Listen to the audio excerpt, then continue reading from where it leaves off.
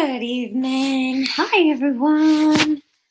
First broadcast from the new house. What?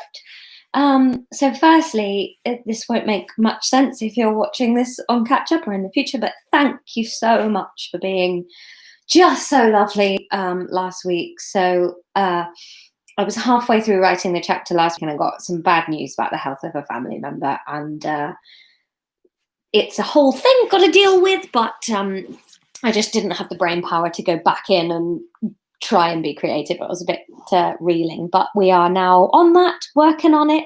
It's getting done. And I'm sure they will be fine, or at least in the very wonderful hands of our NHS, so that's great. And then, yeah, we moved in, so that was Tuesday, I think, and then we picked up the keys to the new house Thursday, and movers came Friday. So yes, it's all been a bit chaotic to say the least. But yes, we are in the new house. I don't know if it's cut off the beginning of the video again for you guys. I think somebody said once it does that sometimes. So yes, recap if it did cut off the beginning. Thank you for letting me have a break. Small, not a small, a significant health issue for a family member just meant I needed to couldn't write for a bit, and then the move, so it's huge. It's just better than I really thought it could possibly be. I'm so happy. So happy. I feel a bit like I'm in an Airbnb, and I think the weather and the house, it just feels like crazy. It feels like being on holiday. I sort of feel like we're gonna have to pack up and go anyway. This is one of the spare rooms. One. I really like this room. It's one of my favourites. So yes, it's got these little stylish lights that the people put here for board game storage up there. I don't know if you can see. Ta-da! And then bookshelves with an awful lot on, because we've gone from having one room to 5, so we don't have enough possessions for any of the rooms, but we do have space for people to come and stay now, and that is the main reason we moved. So it feels really nice to sort of, I don't know, be in the house that we'll do the rest of our lives in, hopefully. Like, the plan was we wanted to buy somewhere that was too big for us, ready to kid it up and dog it out and all that kind of stuff, and be here, 20-30 years. And I, like, yeah, so far we've got a dishwasher. It's blowing my mind that we have a dishwasher. So yes, so thank you very much. A week off has done me the world of good. Did I break the one mandatory thing on the move? No, we didn't break anything, Kim. I mean, to be fair, we got movers, and that was awful. Well, it was great in terms of, they were brilliant. Bearded Brothers in Brighton, fully recommend them. They were a hell of a lot cheaper than everybody else that quoted, and then they were also really nice guys. But because of COVID, we were like booted out of the house. Like they said, you can't be in the house while we're moving you. And we were like, oh, do you just want a hand with a few boxes? And they were like, no, you physically can't help us. So we just had to sit in the front garden and watch 2 other people do all the work. It was really difficult. When you sort of want to join in, I'm not very good at not being involved. Faye says, good to see you smiling. Thank you, Faye, and well done for you. You've been an absolute ray on Twitter. It's been very tumultuous, hasn't it? That's not even... Anyway, yay for a dishwasher. I know, I'm so fancy these days. It all feels a bit crazy. Kim, I could not do that. I'm a control freak. I know, completely. It was horrible. It was really horrible. And I felt like I was just apologizing constantly, going like, we'd help if we could. We couldn't even give them water or tea. They weren't allowed to accept anything from us. So it was really nice that their employers had obviously drummed the safety into them, and they were really committed to keeping themselves safe. But when you're the sort of person that just was like, no, I hate people waiting on me, it makes me uncomfortable. Ugh, it wasn't nice. Anyway, right, we should probably crack on, because we've got 2 chapters to a chapter to recap, and that's my window, and a chapter to do. So I should have got it open, didn't I? How did I not? How did I not? Where is it? There it is.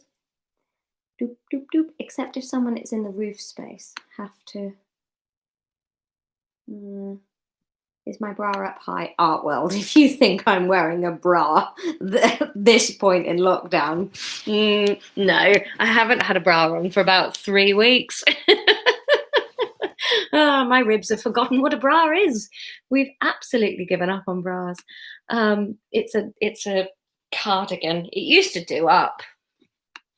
Not anymore, my friends. Right. So let's just have a quick look at the last chapter. So, oh yes, Emma and Jack went out for dinner. That was it. So, yes. So Fiona cancelled. Emma got all dressed up, and then Fiona cancelled, and I've just remembered I've got a cup of tea. Sorry. Oh God, it's meant to be like all singing or dancing back to book club, isn't it? And it's shit so fast. Right. Where's my Edinburgh mug for? Where's my Scots at, Jackie? What's my Edinburgh mug? Right. Yeah. So Emma had gone out for dinner with Jack because Fiona had cancelled on her. So what I'll do is I'll read the end of that chapter and then I'll go straight into the new chapter just so that we're ready to go. Mystics has got too. Yeah, there you go. I love these mugs. And they're good. They're good when you want a small one, you know. Right.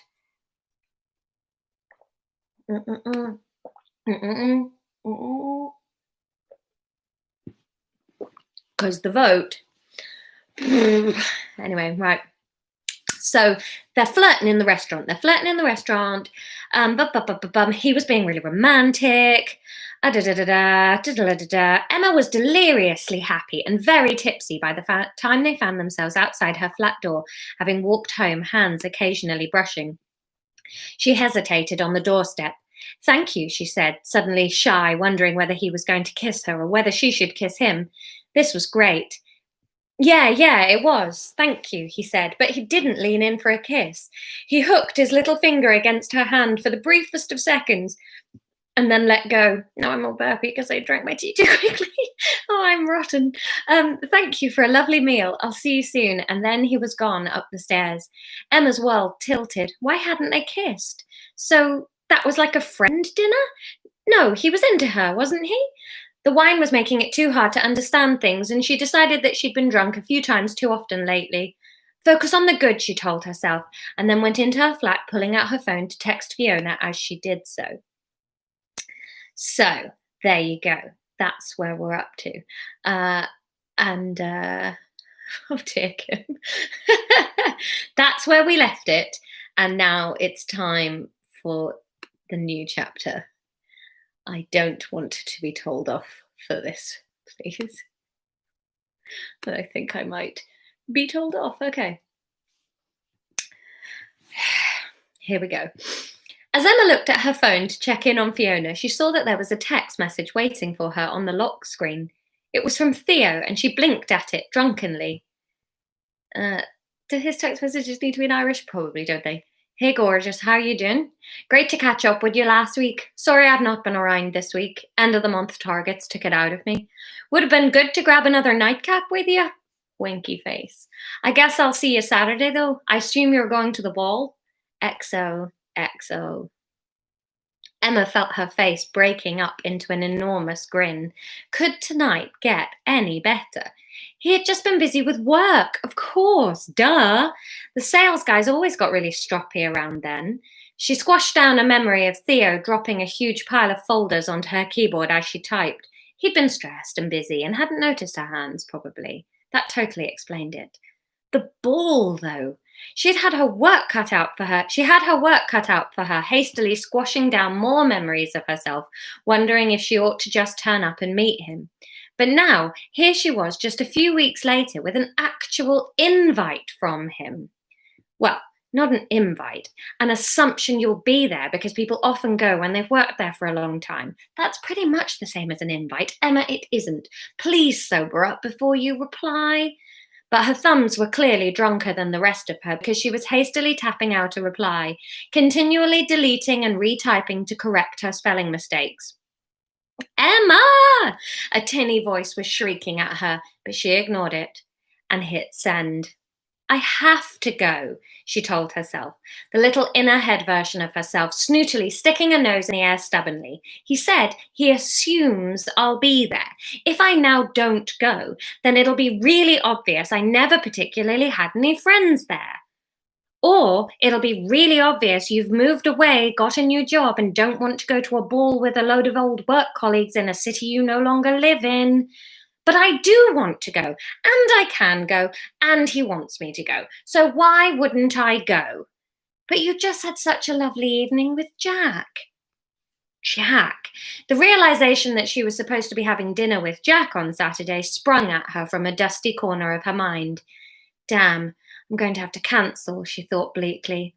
That's a pretty good big step, cancelling your date with him. That's going to be the end of things with him, she told herself sternly. Well, maybe not. I mean, we did just go out for dinner tonight. Maybe I could ask him if that counts as our date for this week, and then we could do another dinner another time. You'll have to tell him you're going out with someone else. You know how he feels about dishonesty. You know how you feel about dishonesty. Well, I'm not technically going out with someone else. I'm just going to my old work ball. Emma wriggled under her own inquisition. I thought you just said he had invited you. Well, invited me to go, legitimized me being there, but not like as a date, just oh, hey, we'll both be there. So it's not a date when you tell Jack about it, but you will be trying to make it a date once you get there. Emma's phone buzzed in her hand. Theo had replied already. Can't wait to see what you wear. XOXO was all it said. Emma immediately swiped all chaotic thoughts of Jack and dates and dinners away as she plunged into a desperate fear about what she was going to wear. Her wardrobe, weirdly, wasn't packed to the brim with spare emergency ball gowns. I'll have to go to a shop on my lunch break tomorrow, she decided. A plan was in place, but how to tell Jack? Emma wondered about firing off a text message right now, but that felt a bit weird and shady. Would Jack wonder what could have happened between now and saying goodnight to have made her not want to go to dinner? Would he assume she'd had a terrible time? No, she would speak to him tomorrow. That conveniently gave her more time to think of a good way to phrase her excuse, too. Not excuse, reason, she told herself, and went to bed. Emma's eyes pinged open on the dot of her alarm the next morning, the sort of wake up where you're so awake so quickly you barely believe you've been asleep. She washed, dressed, and bounded down to the shop full of vigour and energy. She knocked on the door and checked her phone as she waited for Fiona to appear from the staff room and let her in. There were no more messages from Theo, and she had managed to refrain from replying to his last message. That felt extremely restrained, given even if she had been asleep for 8 out of the 11 hours since she'd received it. Fiona was taking her time to appear, so Emma knocked again, louder this time, and scanned her eyes across the high street to see which shops were nearby that she could nip to and pick up a dress on her lunch break. There were quite a few. This would be easy. Still no sign of Fiona. Perhaps she's not here yet, Emma thought, though that was odd. Fiona technically started a good hour before Emma, who was only employed for the hours the shop was open. Emma found her recent calls list and listened to the ringing. Fiona answered fairly quickly. Emma. Fiona, are you okay? I'm outside. I'm at home, Fiona said simply, and Emma's heart picked up pace at the misery in Fiona's voice. Oh, still feeling down? She asked, knowing that down didn't really even begin to cover it, but not knowing what else to say. I'm not coming in. I'm having a sick day. Emma balked. Oh, well, I don't have keys. I can't open the shop. No, I know. I'm sorry. I suppose you'll have to have the day off too. I'm sorry, Emma. Right. I mean, you could have told me before I got down here. Emma knew it wasn't right to make it about her, but this pity party from Fiona was a bit much. I know, I'm sorry. I really thought I'd be at work, but I'm just sat here on the edge of the bed. Fiona sounded flat and distant, monotone. Shall I come over? Emma tried again. No, I just needed a few days to wallow. I think that's okay, do you? I'll have to open the shop tomorrow. I can't miss a Saturday. Emma was stumped over what to do. She didn't feel like Fiona was in a place where she could be forceful. Fiona was also her boss. If she chose not to open the shop, then that was up to her. Not much Emma could do. Besides, it did give her more time to go and look for a dress. A nagging feeling was loosening from its curled up sleeping position at the nape of her neck. Fee, I don't quite know how to ask this, but you're not with Norman, are you? There was silence on the other end of the line. Are you joking? Fiona finally uttered, and Emma felt for sure she had said the wrong thing. Well, I know it's not likely, but I just wanted to check. Check I wasn't skiving off to give my awful ex-boyfriend a third chance to prove himself.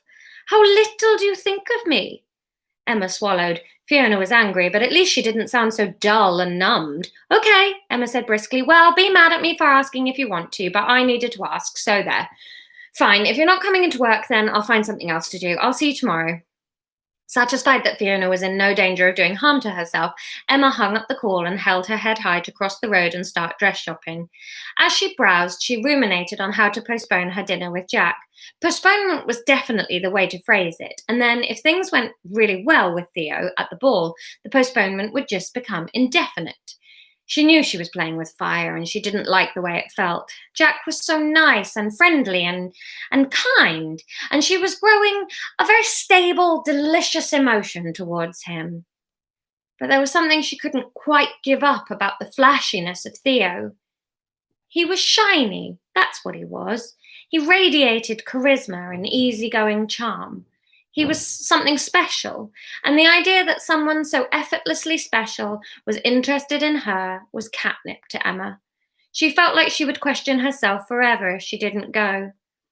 With a beautiful emerald dress purchased and an icy coffee in the other hand, Emma headed home to paint her nails and book a train for the next day. Of course, they were going to be ludicrously expensive, but so what? It's not like she was a big spender most of the time, and this was a special occasion. The only hotel she could afford was a little further out than she would have liked by quite some way, but she decided to worry about that tomorrow. Nothing could spoil her own glowing mood. So, there you go. I'm sorry. The colour dictated it. I have been aware that this ball idea was happening on the Saturday, and if the colour dictated that was what was happening. So she's bought a green dress to go to the ball, which is tomorrow, but she still needs to cancel on Jack. So let's see what you vote for. You get to decide what Emma's first line to Theo at the ball is. So it's up to you how Emma starts chatting with Theo at the ball.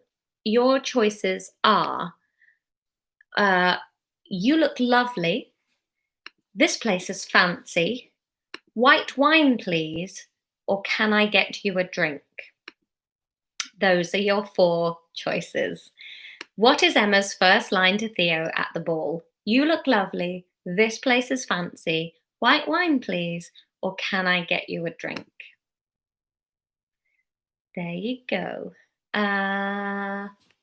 Up to you. And so I'll tell you what this has an effect on. What she says to Jack to Theo at the ball will have an effect on how things have gone with Jack during the day. So there you go. Is that helpful? Or maybe that's not helpful. Maybe that makes it worse. So the way she starts with Theo at the ball is a direct result of whatever happens with Jack during the day. So there you go. See what you come up with. I'll post the video now and you can get voting in the comments. And thanks for coming back. Thank you. I'm really glad that the week off didn't make you realise it was naff and boring and a waste of time. So yeah, if you're happy to like the video and subscribe on YouTube and share it about, and that's fun. And I'll see you tomorrow. So take care. Bye.